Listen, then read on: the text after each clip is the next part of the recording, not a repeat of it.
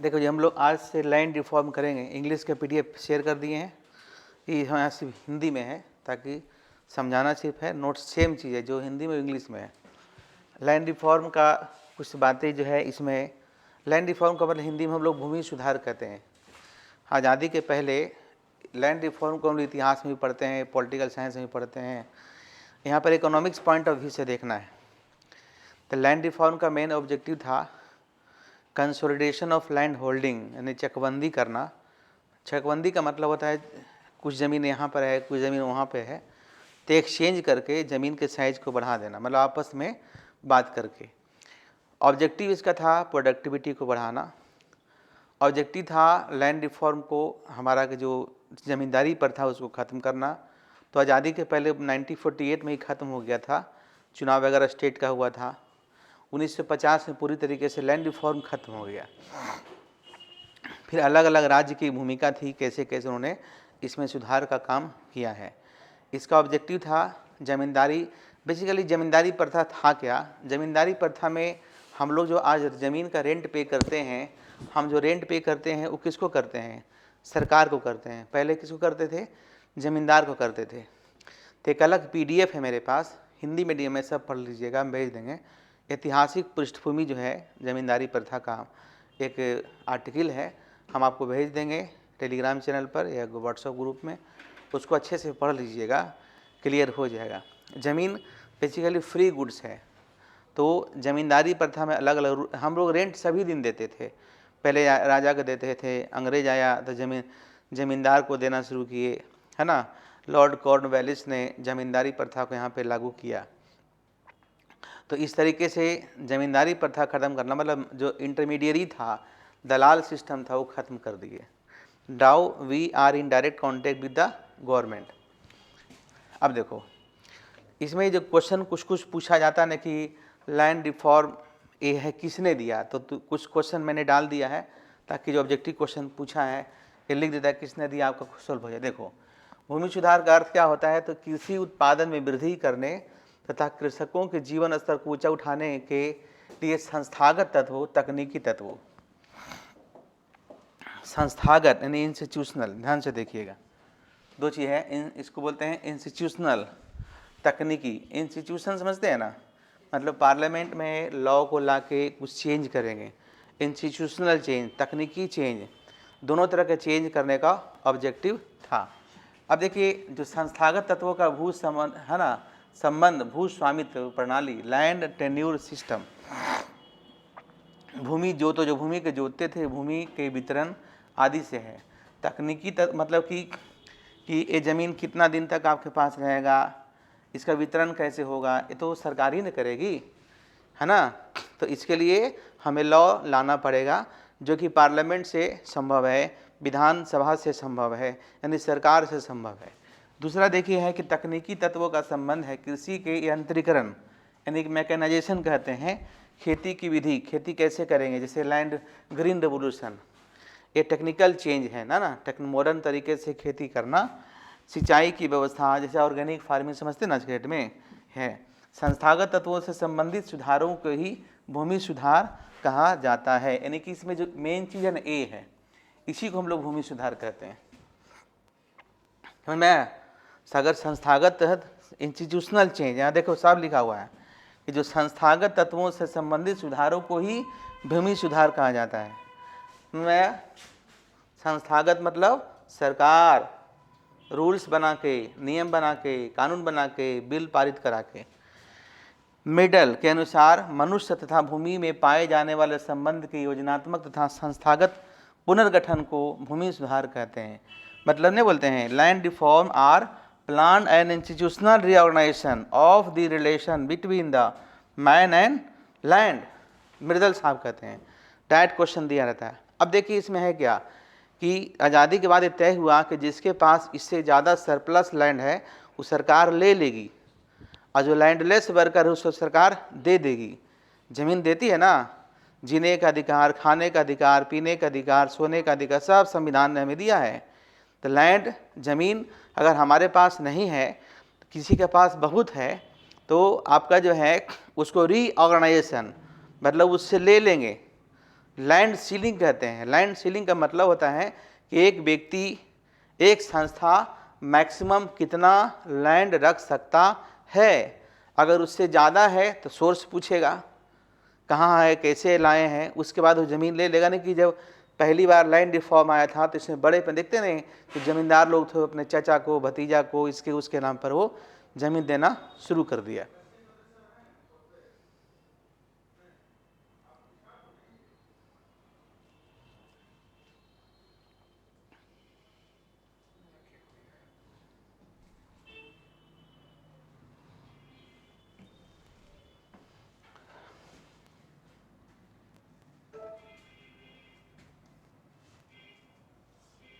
देखो यहाँ देखिए, पट्टेदारी तथा कृषि ढांचे की प्रणाली में किसी विशेष उद्देश्य के लिए किए जाने वाले परिवर्तनों को भूमि सुधार कहते हैं। Land reform means deliberate change in introduce into the system of land tenure and farming structure. ये कहा गया है, इस सब याद, इनके लिए इम्पोर्टेंट है, आप लोग के लिए इम्पोर्टेंट है। ये वाला क्वेश्चन पूछा है अलग अलग जगहों पे, इसलिए इसमें डाल दिया गया है। डायरेक्ट एक चीज़ दिया रहेगा, किसने कहा, मिर्दल ने कहा।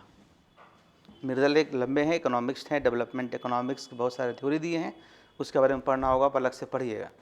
लेकिन लैंड रिफॉर्म के संबंध में उन्होंने ये सारी बातें कही थी। एशियन ड्रामा वगैरह बहुत सारा नोवेल वगैरह उन्होंने लिखा था।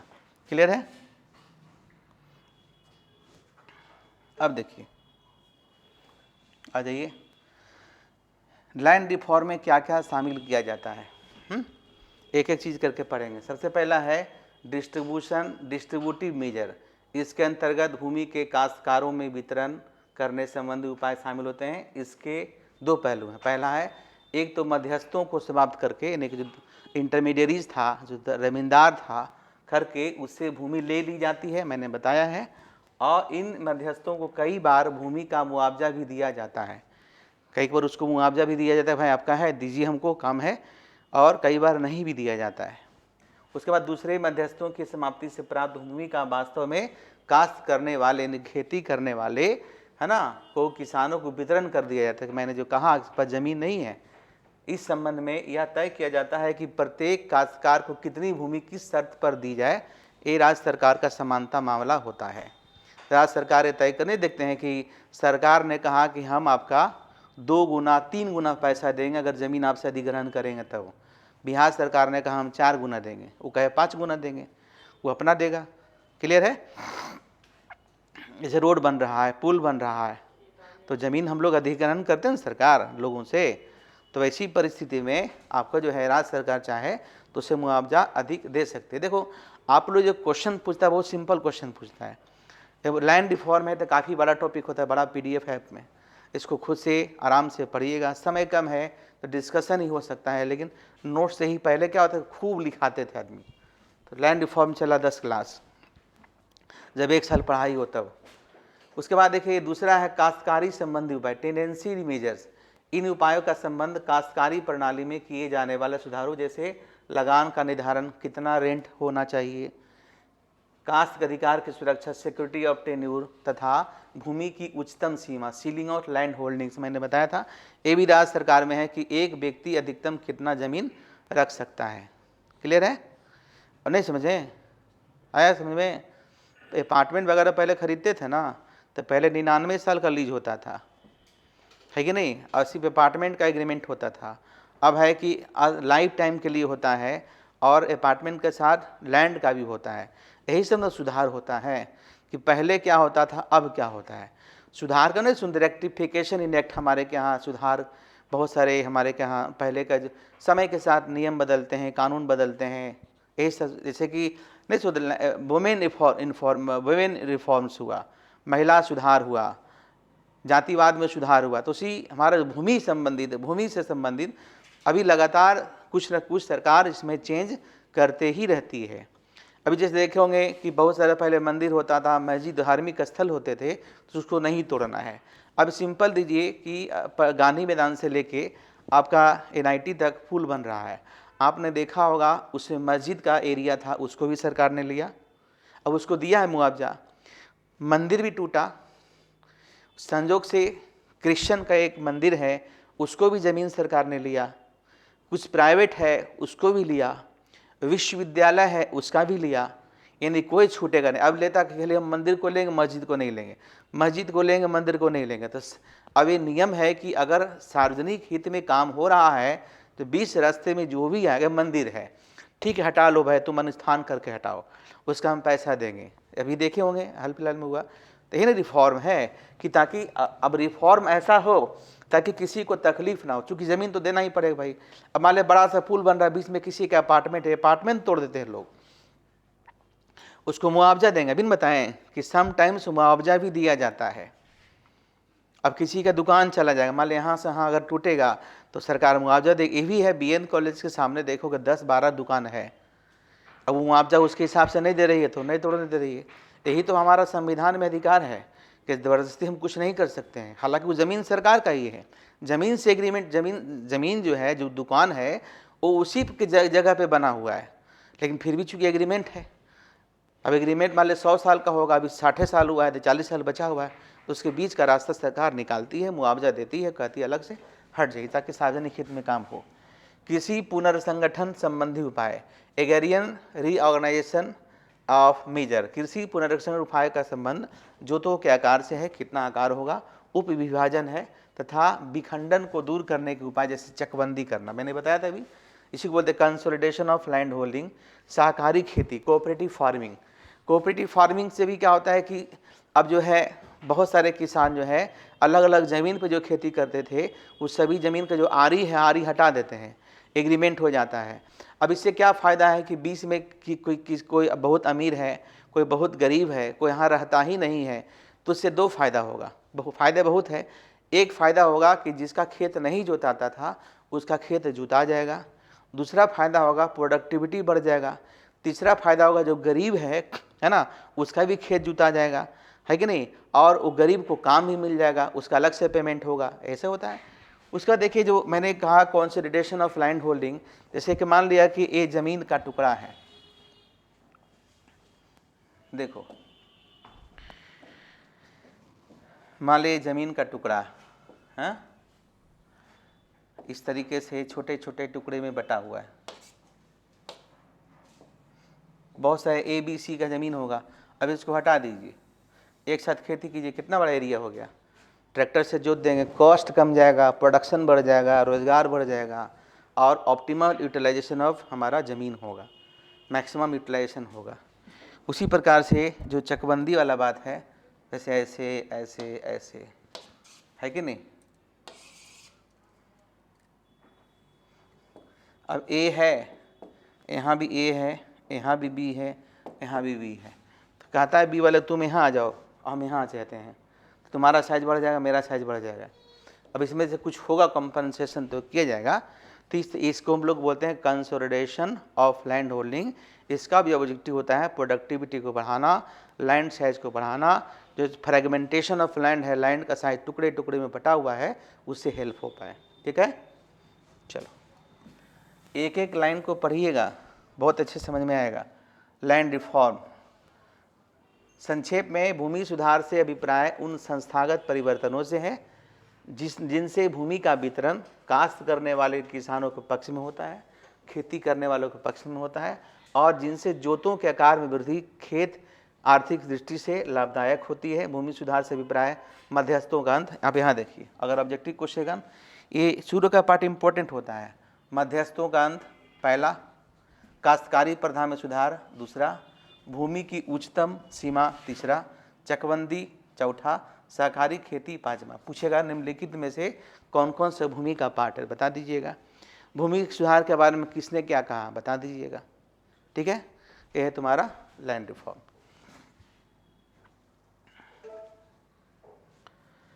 भूमि सुधार के उद्देश्य, इसका उद्देश्य क्या है इसको भी देखिएगा, हम लोग पॉइंट करके देखते हैं। पहला, उत्पादन में वृद्धि, तो समझ में आ गया कैसे। दूसरा है सामाजिक कल्याण, सोशल वेलफेयर, जिसके पास ज़मीन नहीं है, जिसके पास काम नहीं है, जिसका खेत नहीं जुता रहा है, पैसे की कमी है, आ जाइए। तीसरा ये आर्थिक विकास, इकोनॉमिक डेवलपमेंट, जब पैसा होगा, काम मिलेगा, खेत जुताएगा तो आर्थिक विकास होगा, आर्थिक विकास होगा तो लोग स्टैंडर्ड ऑफ लिविंग बढ़ेगा, इनकम बढ़ेगा, तो खर्च बढ़ेगा। सामाजिक सुधार में आर्थिक सुधार का होना जरूरी है, ठीक है। उसके बाद आइए उच्चतम सीमा हाईएस्ट स्टैंडर्ड ऑफ लिविंग, मैंने बता दिया है। भारत में भूमि सुधार की आवश्यकता या योगदान। देखो, भारत में कृषि बैकवर्ड एग्रीकल्चर है। इसके बहुत सारे कारण, इस मुख्य कारण भूमि संबंधी दोषपूर्ण नीति है। योजना आयोग ने भूमि संबंधी नीति के निम्नलिखित मुख्य दोष बताए हैं। योजना आयोग ने बताया, हालांकि योजना आयोग खत्म हो गया, अब नीति आयोग है, लेकिन उन्होंने कहा था कि भारत में क्या क्या दोष है। पहला देखिए, पहला है राज्य सरकारों और किसानों के बीच जमींदारी प्रथा आदि मध्यस्थों की उपस्थिति, यानी कि अभी भी है, खत्म हो गया, लेकिन बहुत सारे राज्य सरकार ने इस पे बड़े पहले अभी भी देखिएगा, बिहार जैसे राज्य में बहुत लोगों के पास 500 एकड़ जमीन है, किसी के 5 कट्ठा नहीं है।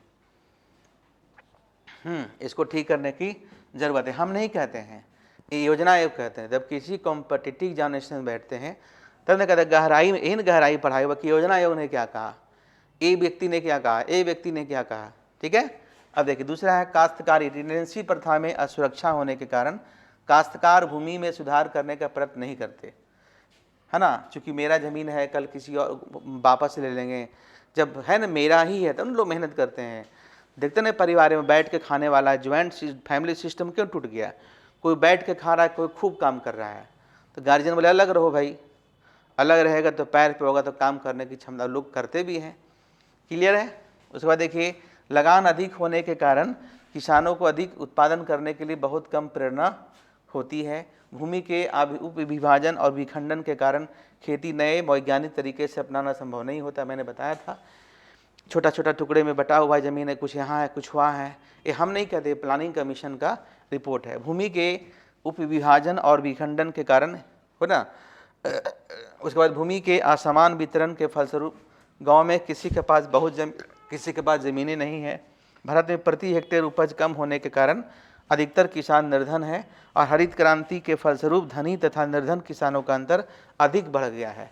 अमीर किसान और अमीर हो गए, गरीब किसान और गरीब हो गए। चूँकि जो ग्रीन रेवोल्यूशन है वो कैपिटलिस्ट फार्मिंग का बहुत बेहतरीन एग्जाम्पल है। क्लियर है। चलिए अब देखिए, गुणन मृदल के अनुसार, ये तो प्लानिंग कमीशन के अनुसार, गुणन मृदल के अनुसार भारतीय कृषि के विकास के लिए भूमि सुधार का महत्व तकनीकी सुधार से भी अधिक है। भारत में भूमि सुधार का महत्व निम्नलिखित तत्वों से स्पष्ट हो जाता है। काश्तकारों को प्रोत्साहन देना, है ना, उत्पादन में वृद्धि, नियोजित विकास, प्लान डेवलपमेंट की कैसे कैसे सरकार को क्या करना है। उसके बाद सामाजिक न्याय। भूमि सुधार के कारण भारत में करोड़ों किसानों को सामाजिक न्याय प्राप्त हो सकेगा, सबको ज़मीन मिल सकेगा, अपना हक मिल सकेगा, आय में लोगों की वृद्धि होगी। योजना आयोग के अनुसार भूमि की चकबंदी, काश्तकारी कानून, भूमि रिकॉर्डों के नवीनीकरण फलस्वरूप छोटे तथा सीमांत किसानों को लाभ होगा। इसमें कृषि तकनीक में सुधार होगा तथा कृषि उत्पादन बढ़ेगा। पहले सेंटेंस दिया रहेगा, किसने कहा, योजना आयोग ने कहा, मृदल ने कहा। तो थोड़ा सा इन सभी चीज़ों पर आप ध्यान देना है अगर objective question point of view से पढ़ते हैं तो। मुख्य भूमि सुधार में आपका पहला है जमींदारी उन्मूलन, दूसरा है काश्तकारी प्रथा में टेनेंसी रिफॉर्म, ये बता चुके हैं। भूमि स्वामित्व की उच्चतम सीमा के कितना एक व्यक्ति व जमीन होगा, चकबंदी, consolidation of land holding, cooperative farming और up to date land record, जैसे कि बिहार सरकार भी करवा रही है ना। भूदान आंदोलन, विनोबा भावे नाम याद होगा, भूदान आंदोलन हुआ था ना। देखिए ये सब चीज़ों को पढ़िएगा। भारत में जमींदारी प्रथा का विकास ऐतिहासिक और राजनीतिक कारणों से हुआ है। इस प्रथा के अंतर्गत भूमि का स्वामी एक जमींदार होता है। यह किसानों को लगान पर भूमि काश्त करने के लिए देता है, खेती करने के लिए देता है। उन किसानों को भूमि से कभी बेदखल नहीं किया जा सकता। जमींदार सरकार को लगान देने का उत्तरदायित्व होता है, होता था, होना चाहिए, लेकिन क्या है तो उसमें हम बताया जा रहा है, क्योंकि बहुत जगह अभी भी है। धीरे धीरे इस प्रथा में कई दोष उत्पन्न हो गए। जमींदारों ने कृषि के विकास के लिए कोई प्रयत्न नहीं किए। जनसंख्या वृद्धि तथा कुटीर उद्योगों के विनाश के फलस्वरूप भूमि की मांग बढ़ गई। चूँकि पहले क्या था ना, जो हैंडीक्राफ्ट इंडस्ट्री था भारत में वो कोलैप्स कर गया। पहले जो इंडस्ट्रियलिस्ट थे अब मजदूरी करने के लिए आ गए, अब ज़मीन नहीं था तो ज़मींदारों से ज़मीन लिए। अब जैसे मान लिया कि वो ज़मीन है 100 किलो खेती होता है, उसमें कहा था 70 किलो हमको दो, उसमें सारा कुछ तुम्ही को देना है। पहले इस तरह का जमींदारी प्रथा में ही ना एक्सप्लॉयटेशन था। अगर आप बटाई पर देते हैं ज़मीन तो कहता है आधा खर्च आपको देना होगा और आधा खर्चा हम देंगे। खेती में जो होगा आधा तेरा आधा मेरा, और अगर नुकसान होगा तो सर नुकसान दोनों का, इन्हें कि सिर्फ मेरा।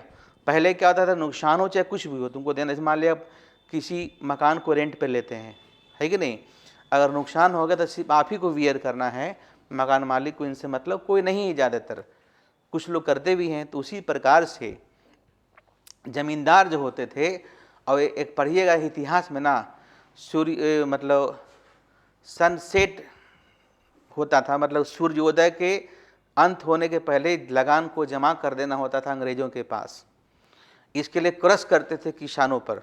इतिहास में पढ़िएगा, ऐतिहासिक विषय है। मैंने लैंड रिफॉर्म क्या कहा, लैंड रिफॉर्म इतिहास से पढ़िएगा, लैंड रिफॉर्म पॉलिटिकल साइंस में पढ़िएगा। हम इकोनॉमिक पॉइंट ऑफ व्यू से देख रहे हैं कि हमारा इनकम कैसे बढ़ेगा, समाज में सुधार कैसे होगा, है ना। तो कोऑपरेटिव फार्मिंग बहुत, जैसे देखिए कोऑपरेटिव फार्मिंग का एग्जांपल आप समझ सकते हैं पंजाब से, कर्नाटक से। जब उधर एरिया में जाइएगा तो देखिएगा सैकड़ों एकड़ का खेती एक ही साथ हो रहा है। उसमें ज़मीन एक ही व्यक्ति का नहीं है, अलग अलग व्यक्ति का है। साइंटिफिक तरीके से खेती होता है, सालों भर खेती होता है, मल्टीपल क्रॉपिंग को अपनाया जाता है। इस मल्टीपल क्रॉपिंग को अपनाने से किसानों को सभी दिन पैसा आता है। अब एक ज़मीन है तो सिर्फ गेहूं के साथ जो है और भी बहुत सारी चीज़, मछली पालन भी करते हैं, पेड़ लगे होते हैं, कभी आम की खेती, लोग मधुमक्खी का पालन करते हैं, मछली पालन करते हैं, है ना, मुर्गी पालन करते हैं। उसके बाद खेती में भी फूल भी लगा देते हैं, ताड़ भी लगा देते हैं। तो कभी ताड़ से पैसा, कभी नारियल से पैसा, या कभी मछली से पैसा, कभी फूल से पैसा, कभी मधुमक्खी से पैसा। और फिर अब जो खेती कर रहे हैं नए तरीके से, पहले साल में गेहूं 2 बार रोपते थे, अब 3 बार रोपते हैं, है कि नहीं। अब जो है कि होता है बटा हुआ एरिया होता है कि इतना सालों भर पैसा आते रहता है, क्योंकि इस तरीके से साइंटिफिक तरीके से खेती की जा रही है कि पैसा आपको सालों भर आता है। क्लियर है।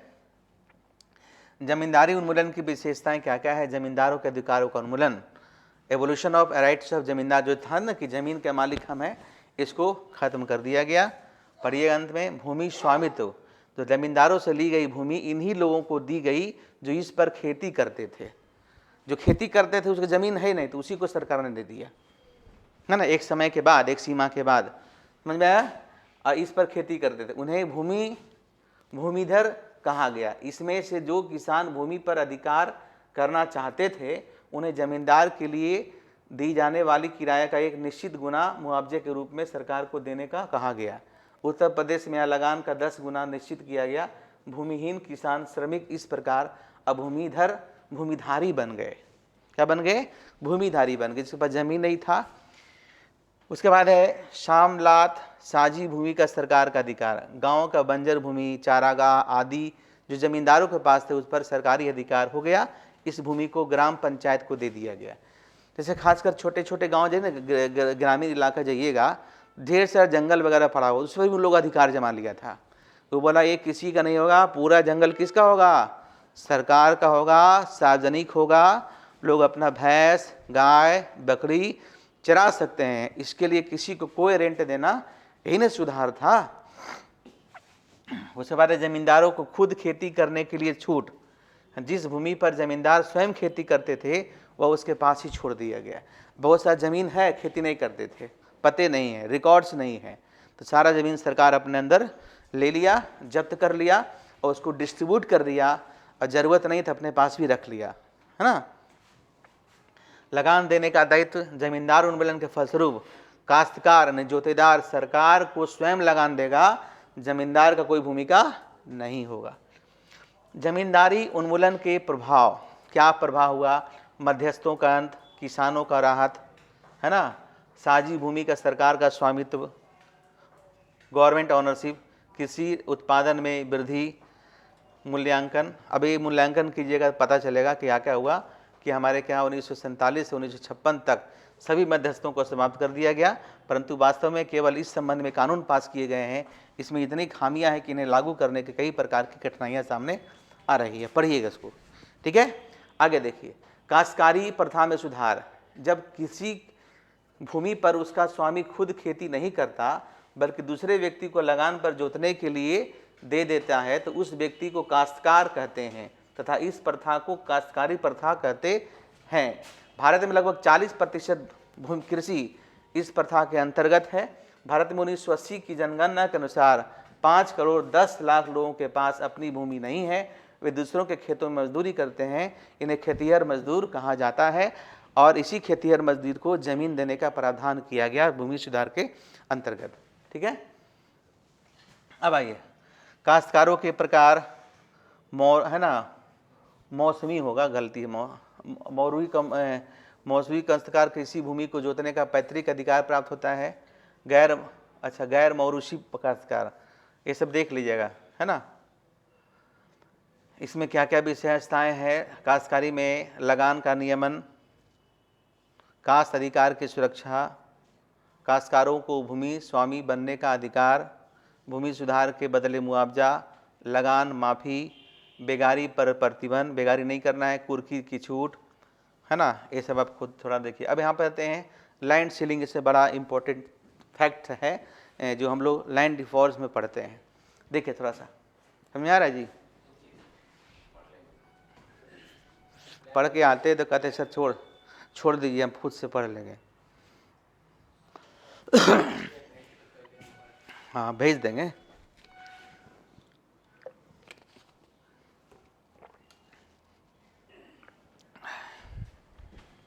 एक्चुअली ये सब जब थियोरेटिकल टॉपिक, जब डिजिटल बोर्ड नहीं था, क्लास में जब चलता था तो बच्चे खूब इंटरेस्ट से और क्लास लगते थे, लिखाते थे।